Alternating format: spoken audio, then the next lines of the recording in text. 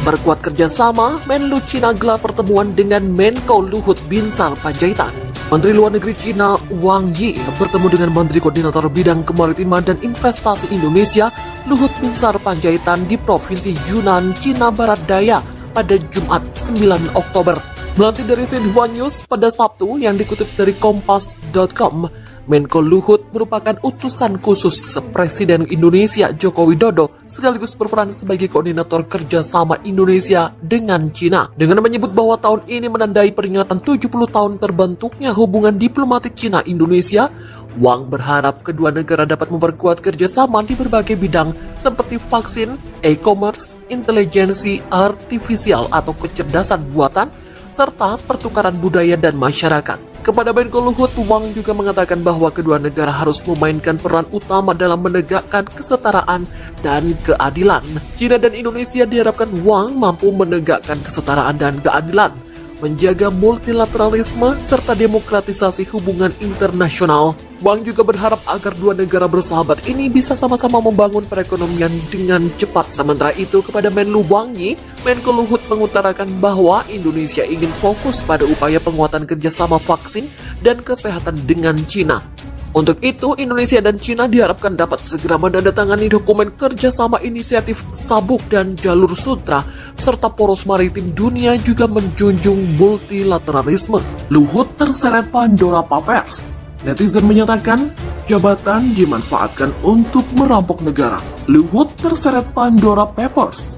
Netizen menyatakan jabatan dimanfaatkan untuk merampok negara. Menteri Koordinator Bidang Kemaritiman dan Investasi Luhut Binsar Panjaitan menjadi perbincangan publik usai namanya ikut terseret dalam polemik pajak Pandora Papers. Selain Luhut, nama Menteri Koordinator Bidang Perekonomian Erlangga Hartarto juga ikut terseret dalam polemik Pandora Papers itu. Luhut dan Erlangga terseret polemik itu setelah bocornya dokumen yang berisi finansial rahasia yang berasal dari 14 agen pengatur perusahaan cangkang di seluruh dunia. Terkait hal itu, kini muncul sebuah poster yang isinya menyindir dua pejabat negara tersebut. Dilihat dari isi poster itu, tampak Luhut dan Erlangga disebut-sebut telah menyembunyikan uang mereka di perusahaan bodong. Pandora Papers, rakyat biasa diminta rajin bayar pajak, tapi pejabat bebas nggak bayar pajak karena duitnya diumpetin di perusahaan bodong yang beroperasi di negara suaka pajak. Demikian isi narasi yang tertulis di poster itu. Adapun salah satu netizen yang membagikan poster itu yakni pengguna Twitter Wawat Kurniawan. Postingan netizen itu pun sontak menuai banyak komentar dari warganet. Beberapa di antaranya bahkan melontarkan singgungan keras kepada Luhut dan Erlangga. Sementara netizen lainnya menilai Luhut dan Erlangga telah memanfaatkan jabatan mereka untuk merampok negara demi menambah kekayaan pribadi. Nama Luhut Binsar Panjaitan di Pandora dan Panama Papers. Nama Menteri Koordinator Bidang Kemaritiman dan Investasi Menko Marves Luhut Binsar Panjaitan muncul dalam dokumen Pandora Papers. Pandora Papers merupakan laporan yang membocorkan sekitar 12 juta file berupa dokumen, foto, dan email yang mengungkap harta tersembunyi, penggelapan pajak, serta kasus pencucian uang yang melibatkan orang terkaya dan berkuasa di dunia. Laporan tersebut adalah hasil temuan lebih dari 600 jurnalis yang berasal dari 117 negara. Dokumen Pandora Papers berisi data terkait kekayaan rahasia para elit kaya di lebih dari 200 negara dan wilayah di dunia. Para elit yang terdiri atas orang terkaya di dunia hingga pejabat publik dan politisi ini memanfaatkan negara-negara yang menjadi surga pajak atau tax haven dan menggunakan perusahaan offshore untuk membeli properti dan menyembunyikan aset kekayaan mereka. Hal itu digunakan untuk menghindari kewajiban membayar pajak hingga hal lain yang mungkin lebih buruk. Dalam dokumen itu,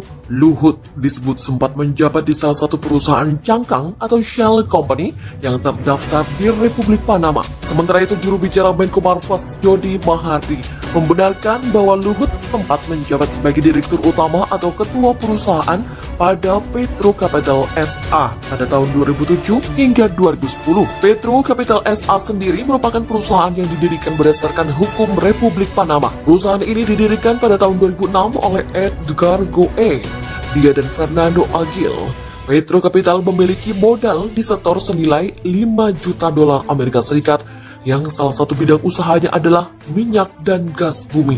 Jody mengatakan Petro Capital SA semula akan digunakan untuk pengembangan bisnis di luar negeri, terutama di wilayah Amerika Tengah dan Amerika Selatan. Namun dalam perjalanannya, terdapat berbagai macam kendala terkait dengan lokasi geografis, budaya, dan kepastian investasi.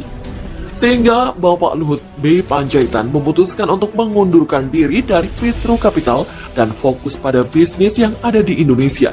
Demikian ujar Jody. Selama Luhut menjabat di Petro Capital hingga mengundurkan diri pada tahun 2010, kata Jody, Petro Capital SA belum berhasil mendapatkan proyek investasi yang layak. Selain itu juga tidak ada kerjasama dengan perusahaan minyak dan gas negara, dan tidak pernah ada perubahan nama dari Petro Capital menjadi Pertamina Petro Capital SA. Sebelumnya pada 2016, nama Luhut juga pernah muncul di dokumen Panama Papers. Berdasarkan investigasi majalah Tempo, nama Luhut tercantum dalam Panama Papers, dokumen firma hukum asal Panama Mossack Fonseca yang melayani jasa pembuatan perusahaan offshore atau cangkang. Dokumen berisi nama-nama perusahaan cangkang di negara suaka pajak itu bocor dan diinvestigasi oleh lebih dari 100 media di dunia, termasuk Tempo dari Indonesia, di bawah koordinasi International Consortium of Investigative Journalists. Luhut, berdasarkan investigasi majalah Tempo, tercatat sebagai direktur Mayfair International Ltd yang terdaftar di Seychelles. Saham Mayfair dilaporkan dimiliki oleh PT Buana Inti Energi dan PT Persada Inti Energi. PT Buana memegang 40.000 lembar saham Mayfair, sedangkan PT Persada mengantongi 10.000 lembar saham Mayfair. Tiap lembar saham bernilai $1 Amerika Serikat.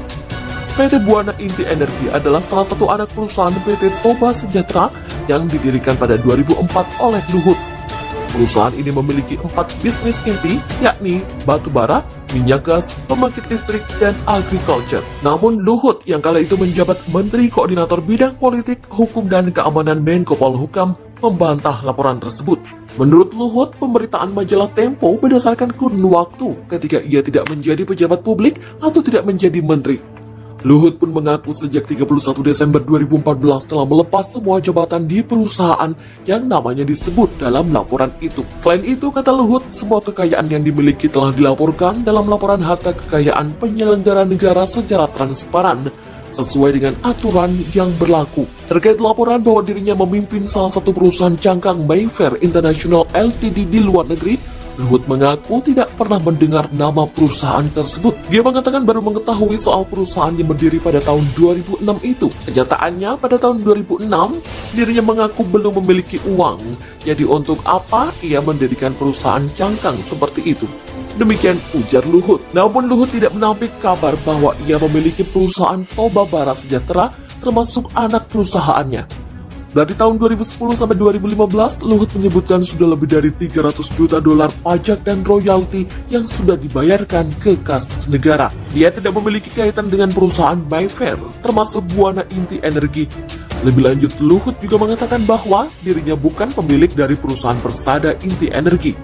Luhut juga tidak lagi menjalin komunikasi dengan bekas anak buahnya bernama Elizabeth yang disebut sebagai pemegang saham PT Persada Inti Energi.